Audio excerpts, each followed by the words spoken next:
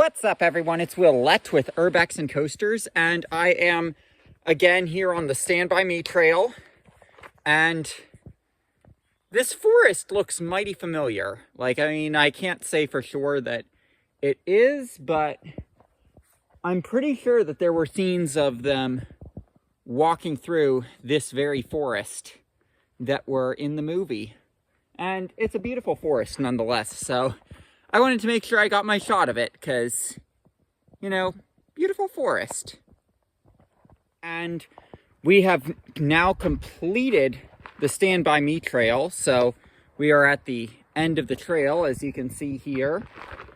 But, fun fact, Stand By Me was not the only movie that was ever filmed on these rails. So, I call it the Stand By Me trail because that's the one that is most iconic as far as people do tourism for it.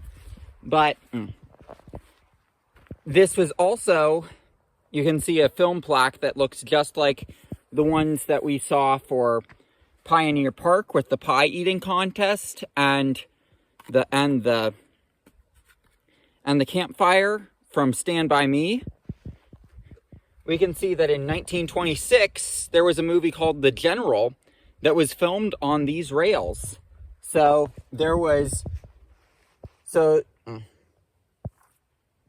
it used trains that were from the railroad for The General, and it says it was just southeast of this spot where Buster Keaton shot the cinematic crash scene. The climactic crash scene. So, I'd assume that was where trains crashed. I've never seen The General. That's a movie that I'm gonna have to watch now because I'm seeing this. So, I'm gonna be doing, I want to do after I've visited the locations, I want to do a live commentary of Stand By Me, where I'm doing my commentary on the locations. Maybe I'll also have to do that for The General. So, it says that the locomotive crash scene cost $45,000, which was the most expensive shot of the silent film era. So, that was the most expensive film shot ever done in the silent film era. So, hey, that's pretty cool that we've got a lot of film history right here in this area that you would think is pretty nondescript for anything like that. And I like that they have plaques like that. What's up, everyone? It's Willette with Urbex and Coasters, and I am again here on the Stand By Me trail in Oregon, because there are two rails that the movie was filmed on. I believe I am at the train dodge area, so I guess today, when it's a bike trail 38 years later, I could be like, bike coming. I'm gonna dodge it.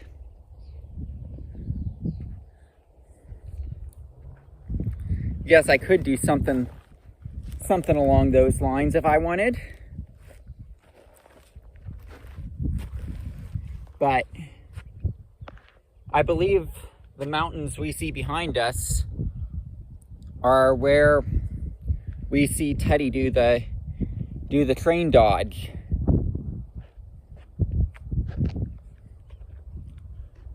So, and these fence posts look the same. Not 100% sure this is it, but I'm pretty sure this is it. So, this is not film related.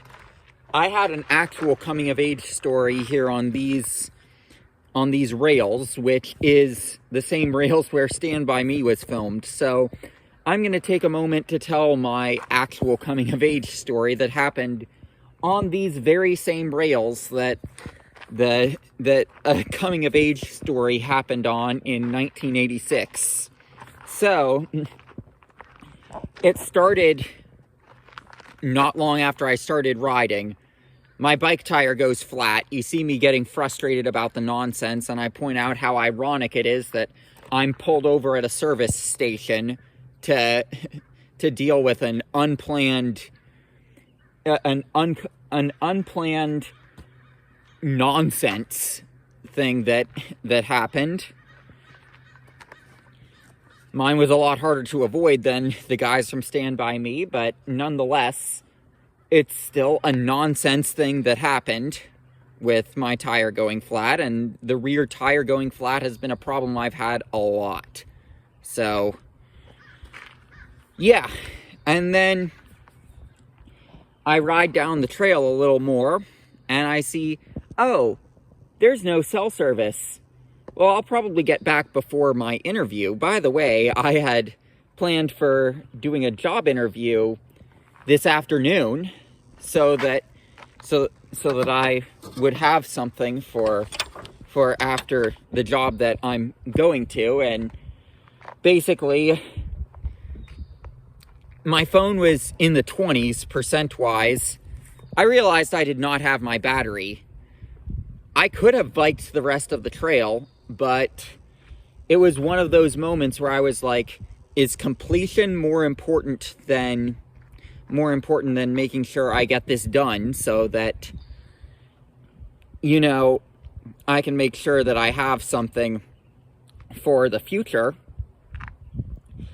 And my coming of age moment was when I was like, you know what, I'm going to turn around. And I turned around at a parking lot that was up that way.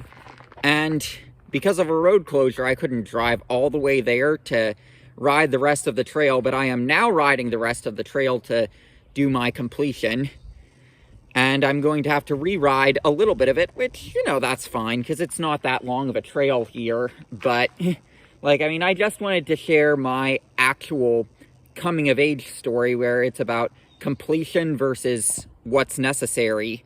And, like, I mean, the terrifying realization about where that battery was, I thought I might have left it in my hotel room that I stayed at last night because I was able to get a hotel for free. So I was like, hey, I'll stay at a hotel. But yeah, like I was terrified that I had left it in the hotel and I was going to have to call the hotel, go back and get it. So I was like, that's a lot more nonsense than even I thought I would have to deal with. Luckily, it was just in the car, but it was a lot of nonsense, and it definitely brought about a coming of age story about completion versus what's necessary. Trail that is where they filmed the campfire scene from Stand By Me. So, like, I'll show you the sign that says that. It could be somewhere up here where the exact location is. Like, we can't really know because I'm not 100% sure. I'm guessing it's sort of near the sign though, but I would say this field is a strong candidate where you've got all of this greenery here, because that looks like relatively new growth. And like, I mean, the idea that that could have been dirt back in the 80s, that's believable to me. And also down here, it's possible that it could have been down there, because if you look at those trees, that's all new growth. So the idea that maybe, see where those trees are, that could be, say, their campfire ring.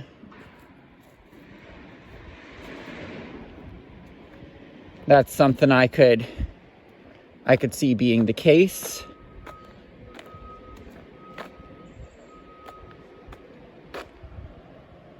It's also very possible it could be here. Like, I mean, I don't really know the exact location of it. I'm guessing it's over here on this side.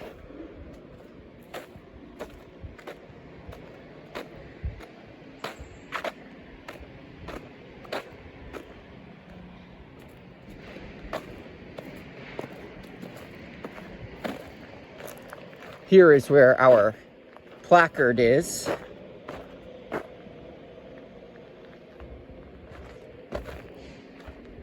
Oh.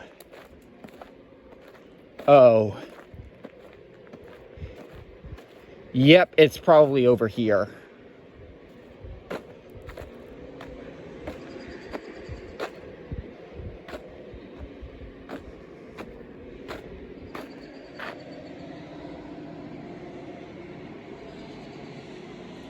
Because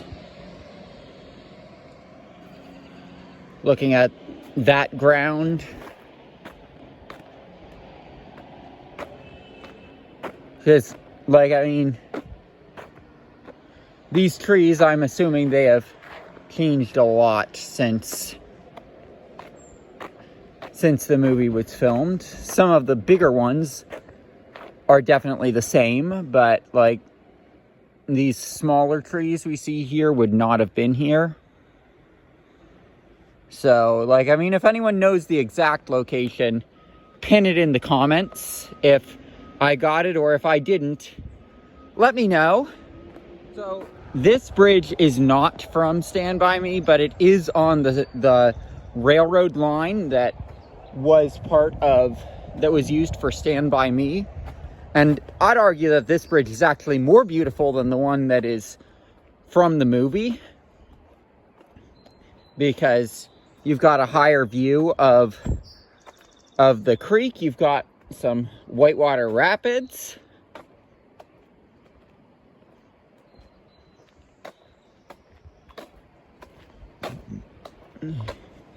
So look, we've got a higher view here with some rapids. We have another covered bridge down there. This specific area is a pocket for covered bridges, I guess. So, like, I guess this is the Mingo Creek Park of the West in terms of being a pocket for a lot of covered bridges. But yeah, like, this bridge is not a movie location, but I do think it's worth showing off. We're gonna get some side shots of it.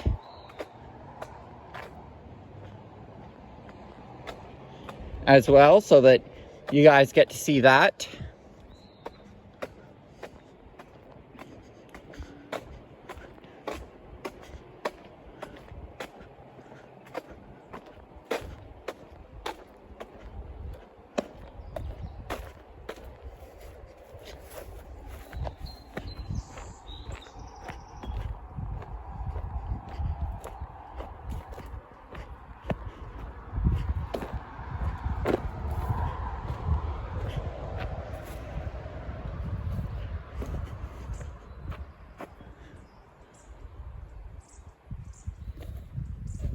This bridge, you can see architecturally, it has some similarities to the other one, where it has a wooden frame for the part that is not over the creek.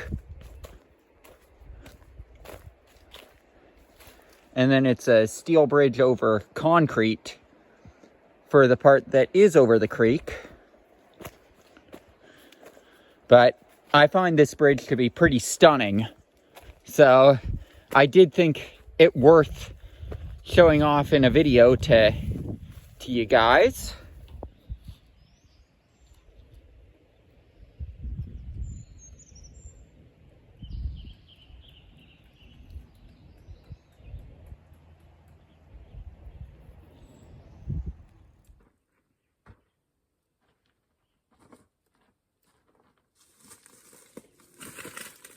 So we did get up onto the concrete platform here to do video because, well, right there is a pretty easy access point for it. But unfortunately, there is not a ladder to get up to there. I don't see any way to do it. You can see someone left some socks over there.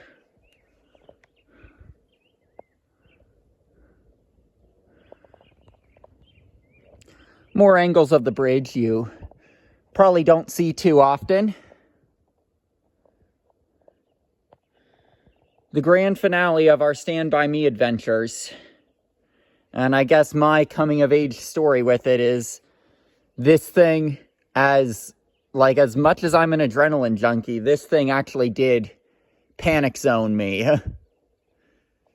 And like, that would be the area you would jump from, is up there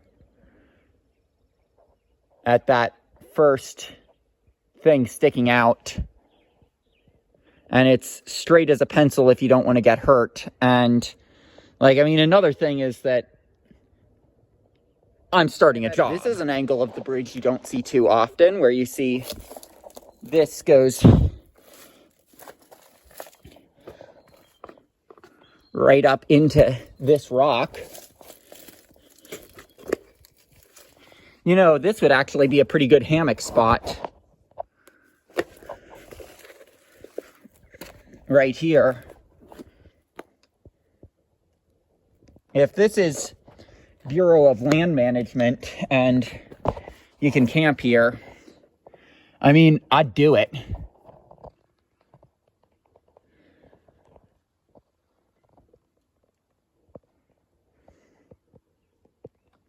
Okay, and especially at the height, the risk of, say, a bear coming here, I think, is pretty low. So, like, I mean, I think this would be an excellent place to camp. But yeah, Stand By Me Bridge. So, we are walking on the Stand By Me Bridge.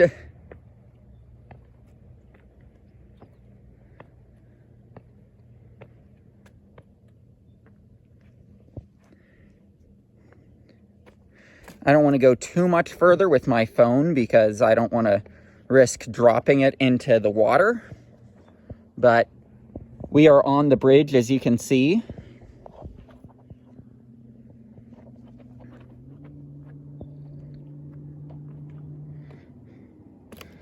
There are people who jump off this bridge. I was going to, but I couldn't do it with my first attempt.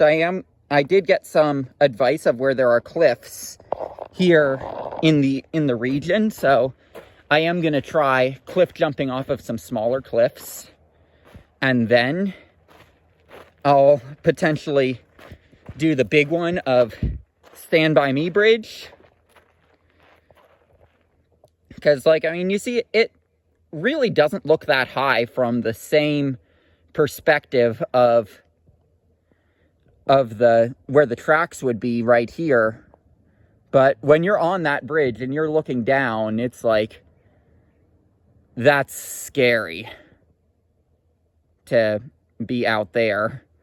So I'm going to be finding some cliffs to practice jumping off of so that I can get in the gear of cliff jumping.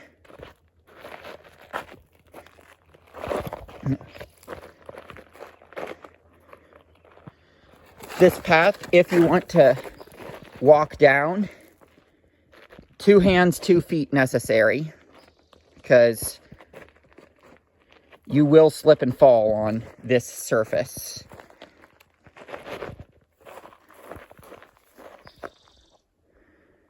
But yeah, you've got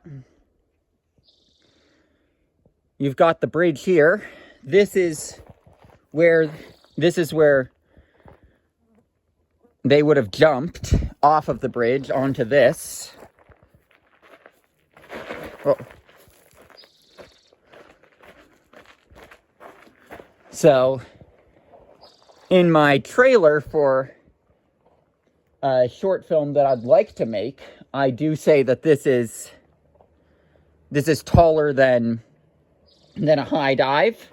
I think that's an accurate assessment of from up there to right there is taller than a high dive.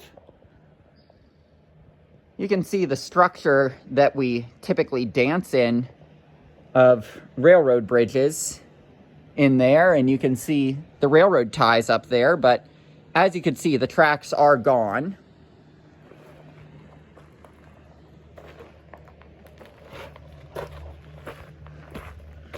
Also, the path down to the water level is a little sketch.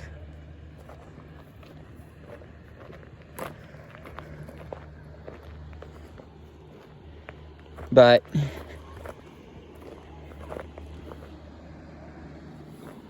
yeah, I've got my stuff down there still, so including my keys, so I've got to go down there to grab it, because I did jump off of those cement platforms. I'm going to try to see if I can access the higher one, like the higher part of the platform to jump off of, because that would be a good for something intermediate above just the foundational thing for a jump, to work up to doing the big jump off the bridge, because this is a lake, it is not a river. So that's good to know. This bridge, I believe it was built in the 1950s for McLeod. And of course, it was used in Stand By Me, where the train is coming over there and then the guys run across and they jump over there. There is another abandoned railroad bridge that is not too far away. It's not over water, so it's not a cliff jumping point like this one is. But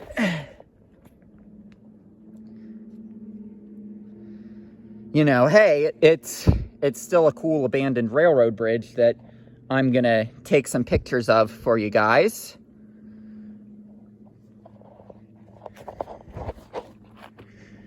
I am practicing what I preach when I say 2 hands, 2 feet required to get down this hill.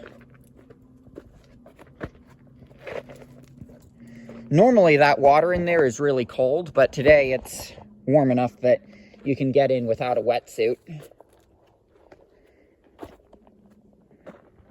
Because I did get in to swim to jump off that low platform there.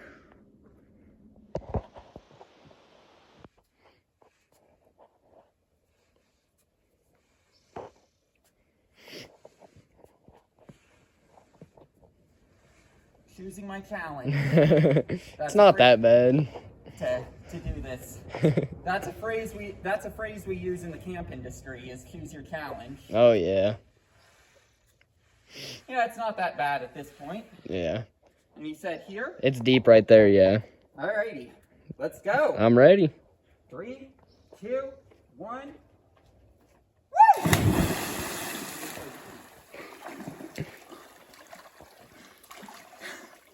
Perfect.